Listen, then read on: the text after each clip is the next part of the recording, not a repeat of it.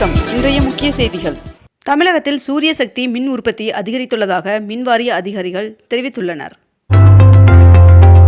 தேர்தல் காரணமாக தமிழ்நாட்டில் புதிய ரேஷன் கார்டுகள் வழங்கும் பணி தற்காலிகமாக நிறுத்தி வைக்கப்பட்டுள்ளது. இந்திய ஆயில் நிறுவனம் தார் பாலைவனத்தில் கச்சா எண்ணெய் உற்பத்தியை 70% அதிகரித்துள்ளதாக தகவல் தெரிவித்துள்ளது. 22 கேரட் ஆபண தங்கத்தின் விலை சவரனுக்கு 1120 ரூபாய் குறைந்து 1 சவரன் 1,10,480 ரூபாயாகவும் 1 கிராம் 13,810 ரூபாய்க்கும் விற்பனை செய்யப்பட்டு வருகிறது. இதனைத் தொடர்ந்து 1 கிராம் வெள்ளியின் விலை 255 ரூபாய்க்கு விற்பனை செய்யப்பட்டு வருகிறது. நான் எந்த தொகுதியையும் கேட்கவில்லை என்றும் எந்த தொகுதிக்கும் போட்டி போடவில்லை என்றும் பாஜக முன்னாள் மாநில தலைவர் அண்ணாமலை அவர்கள் தெரிவித்துள்ளார்.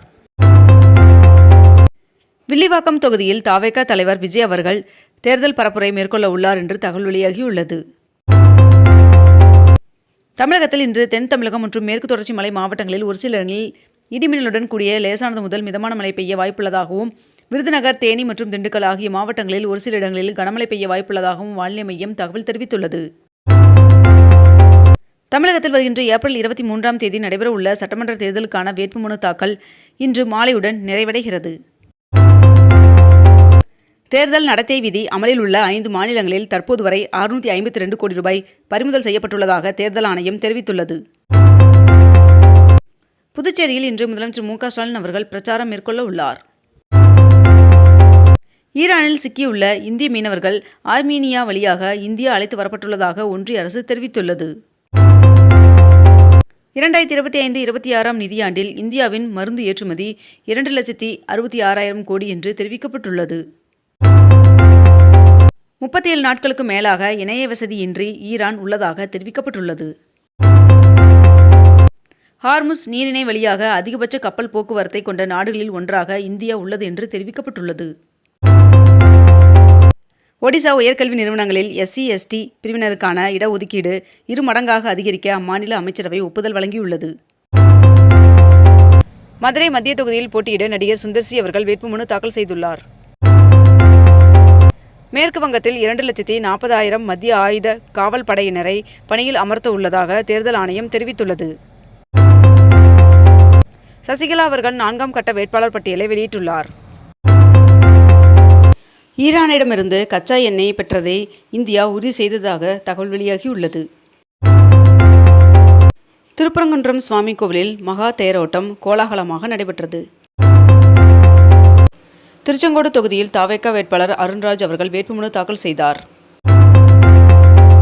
சட்டமன்ற தேர்தலில் போட்டியிட இதுவரை 3000 பேர் வேட்புமனு தாக்கல் செய்துள்ளதாக தகவல் வெளியாகியுள்ளது. திருப்பரங்குன்றம் சுவாமி கோவிலில் மகா தேரோட்டம் கோலாகலமாக நடைபெற்றது. சென்னை எழும்பூர் செங்கோட்டை பொதிகை விரைவு ரயில் ஏப்ரல் 7ஆம் தேதி முதல் 22ஆம் தேதி வரை தாம்பரத்தில் இருந்து இயக்கப்படும் என்று தெற்கு ரயில்வே அறிவித்துள்ளது. சித்திரை மாத சிறப்பு பூஜைக்காக சபரிமலை ஐயப்பன் சுவாமி கோவிலின் நடை வருகின்ற 10ஆம் தேதி திறக்கப்படும் என்று தெரிவிக்கப்பட்டுள்ளது. மேற்கு வங்கத்தில் 4660 வாக்குச்சாவடிகளை அதிகரித்து தேர்தல் ஆணையம் உத்தரவு பிறப்பித்துள்ளது. கடந்த நிதியாண்டில் சுங்கச்சாவடிகளில் 82,000 கோடி ரூபாய் வசூல் செய்யப்பட்டுள்ளதாக தகவல் வெளியாகியுள்ளது. மத்திய பிரதேச மாநிலத்தில் 51 அடி உயர பிரம்மாண்டமான அனுமன் சிலை ஒன்று திறக்கப்பட்டுள்ளது. இந்தியாவில் தயாரிக்கப்பட்ட அணுசக்தி நீர்மூழ்கி கப்பலான INS அரிதாமன் நேற்று அதிகாரப்பூர்வமாக சேர்க்கப்பட்டது. இந்தியாவிற்கு கூடுதல் கச்சா எண்ணெய் மற்றும் எரிவாயுவை விநியோகிக்க தயாராக உள்ளதாக ரஷ்யா அறிவிப்பை வெளியிட்டுள்ளது. மேற்கு வங்கத்தில் 8வது வாக்காளர் துணை பட்டியல் வெளியிடப்பட்டுள்ளது. ஊட்டியில் உள்ள தனியார் பெண்கள் மேல்நிலைப் பள்ளி மற்றும் கல்லூரியில் நவீன மனித வடிவ ரோபோ அறிமுகப்படுத்தப்பட்டுள்ளதாக தகவல் வெளியாகியுள்ளது. 3ஆம் தரப்பு விற்பனையாளர்கள் மீது 3.5% கூடுதல் கட்டணம் விதிக்க அமேசான் திட்டமிட்டுள்ளதாக தகவல் வெளியாகியுள்ளது. தமிழ்நாடு முழுவதும் தேர்தலில் பணியாற்ற விரும்பியதால் அண்ணாமலை அவர்கள் போட்டியிடவில்லை என்று பாஜக மேலிட பொறுப்பாளரும் மத்திய அமைச்சருமான பியூஷ் கோயல் அவர்கள் தெரிவித்துள்ளார். வருகின்ற 6ஆம் தேதி தென் தமிழகம் மற்றும் மேற்கு தொடர்ச்சி மலை மாவட்டங்களில் ஒரு சில இடங்களில் லேசானது முதல் மிதமான மழை பெய்ய வாய்ப்புள்ளதாக வானிலை மையம் தகவல் தெரிவித்துள்ளது. திருத்தணியில் புதிய பேருந்து நிலையம் முழுமையாக பயன்பாட்டிற்கு கொண்டு வரப்பட்டுள்ள நிலையில் அங்கிருந்து அனைத்து பேருந்துகளும் இயக்கப்பட்டு வருகிறது.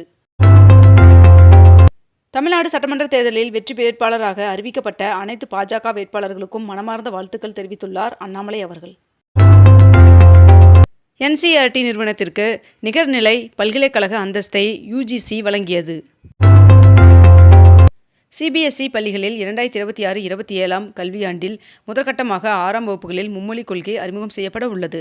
இதில் 2 இந்திய மொழிகள் பயில்வது கட்டாயம். மேலும் படிப்படியாக 2030-31ஆம் ஆண்டிற்குள் 10ஆம் வகுப்பு வரை இக்கொள்கை கட்டாயமாக்கப்படும் என்றும் தெரிவிக்கப்பட்டுள்ளது.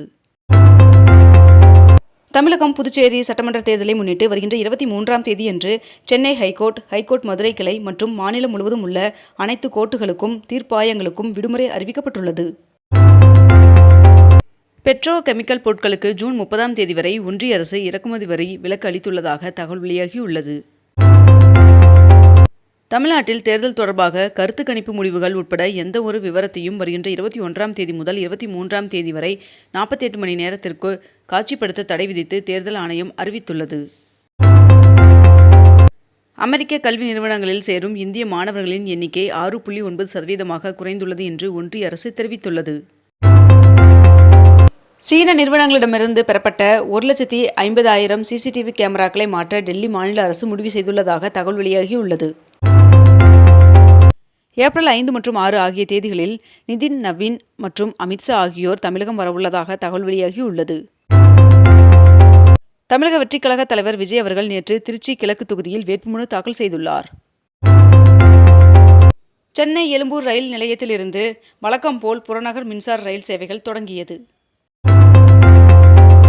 5 கிலோ மினி சிலிண்டரின் விலை ₹51 உயர்த்தப்பட்டுள்ளதாக தெரிவிக்கப்பட்டுள்ளது.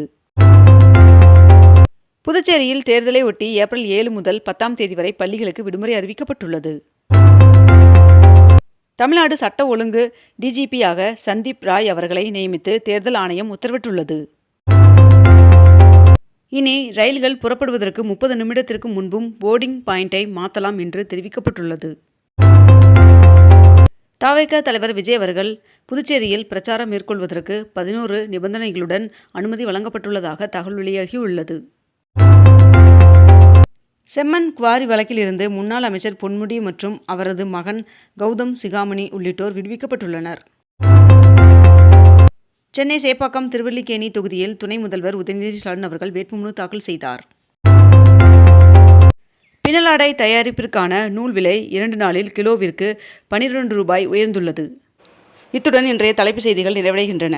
மேலும் இதுபோன்ற அண்மை தகவல்களை உடனுக்குடன் தெரிந்து கொள்ள அக்னிபூ சேனலை சப்ஸ்கிரைப் செய்து கொண்டு தொடர்ந்து இணைந்திருங்கள். நன்றி, வணக்கம்.